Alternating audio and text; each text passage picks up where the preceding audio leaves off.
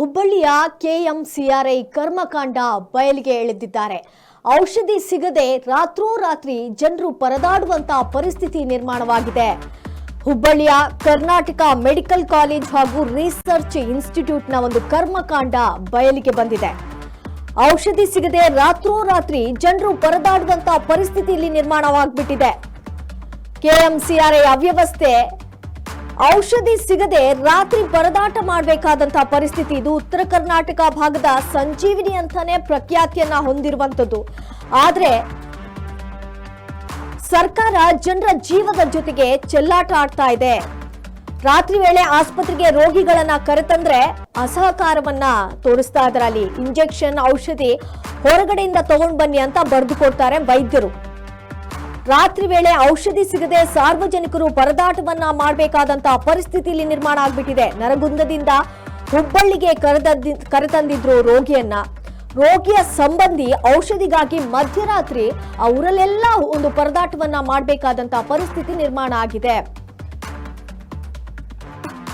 ಔಷಧಿ ಸಿಗದೆ ರಾತ್ರೋರಾತ್ರಿ ಎಲ್ಲೆಲ್ಲೋ ಹುಡುಕಾಡ್ಬೇಕಾಗತ್ತೆ ಔಷಧಿಗೋಸ್ಕರ. ಇಂಜೆಕ್ಷನ್ ಮತ್ತೆ ಔಷಧಿಯನ್ನ ಹೊರಗಡೆ ತಗೊಂಡ್ ಬನ್ನಿ ಅಂತ ವೈದ್ಯರು ಚೀಟಿಯಲ್ಲಿ ಬರೆದು ಕೊಡ್ತಾರೆ. ಸೊ ಇವ್ರು ಎಲ್ಲೋ ಹೋಗ್ಬಿಟ್ಟು ಔಷಧಿ ಎಲ್ಲಿದೆ ಅಂತ ಹುಡುಕಾಡ್ಬೇಕಾಗತ್ತೆ. ರಾತ್ರಿ ಎಲ್ಲ ಪರದಾಟವನ್ನ ಮಾಡಬೇಕಾದಂತಹ ಪರಿಸ್ಥಿತಿ ಇಲ್ಲಿ ನಿರ್ಮಾಣವಾಗ್ಬಿಟ್ಟಿದೆ.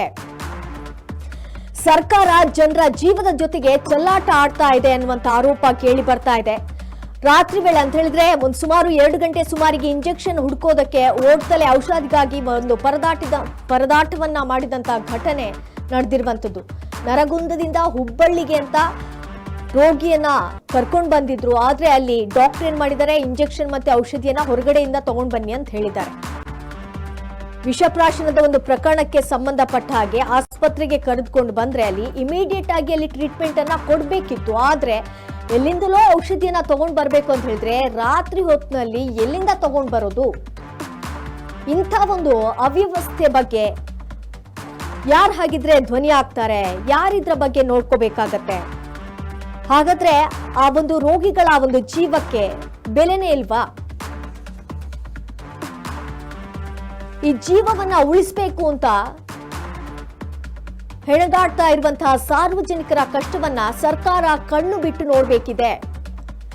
ಕೆಎಂಸಿಆರ್ಐ ವೈದ್ಯರ ಬೇಜವಾಬ್ದಾರಿ ನಿಜಕ್ಕೂ ಕೂಡ ಸಾರ್ವಜನಿಕರ ಒಂದು ಆಕ್ರೋಶಕ್ಕೆ ಕಾರಣ ಆಗ್ಬಿಟ್ಟಿದೆ. 24x7 ಔಷಧ ಅಂಗಡಿಗಳು ಲಭ್ಯವಿದೆ, ಹೋಗಿ ಅಂತ ಕಳಿಸ್ತಾರೆ ಸಿಬ್ಬಂದಿಗಳು ಅಲ್ಲಿದ್ದು.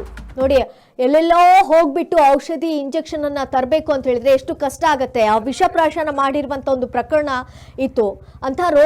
ಅಂಥವ್ರನ್ನ ಅಲ್ಲಿ ಆಸ್ಪತ್ರೆಗೆ ಕರೆದುಕೊಂಡು ಬಂದ್ರೆ ಇಮಿಡಿಯೇಟ್ ಆಗಿ ಟ್ರೀಟ್ಮೆಂಟ್ ಅನ್ನ ಕೊಡ್ಬೇಕಾಗತ್ತೆ. ಔಷಧಿಗಳೆಲ್ಲವೂ ಕೂಡ ಈ ಒಂದು ಮೆಡಿಕಲ್ ಕಾಲೇಜಿನಲ್ಲೇ ಇರಬೇಕಾಗತ್ತೆ. ಆದ್ರೆ ಅದ್ಬಿಟ್ಟು ಎಲ್ಲೆಲ್ಲೋ ಮಧ್ಯರಾತ್ರಿ ಹುಡುಕಾಡಿ ಔಷಧಿಯನ್ನ ತರಬೇಕು ಅಂತ ಹೇಳಿದ್ರೆ ಅಷ್ಟೊತ್ತಿಗೆ ಅಲ್ಲಿ ಜೀವ ಹೋಗಿರತ್ತೆ.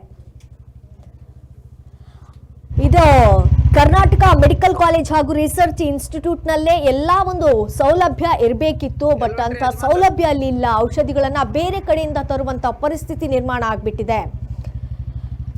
24x7 ಔಷಧ ಅಂಗಡಿಗಳು ಲಭ್ಯವಿದೆ, ಹೋಗಿ ಅಂತ ಅಲ್ಲಿನ ಸಿಬ್ಬಂದಿಗಳು ಕಳಿಸ್ತಾರಂತೆ.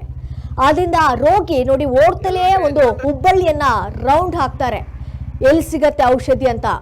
ನೀವು ದೃಶ್ಯಗಳಲ್ಲಿ ಗಮನಿಸ್ತಾ ಇರ್ಬೋದು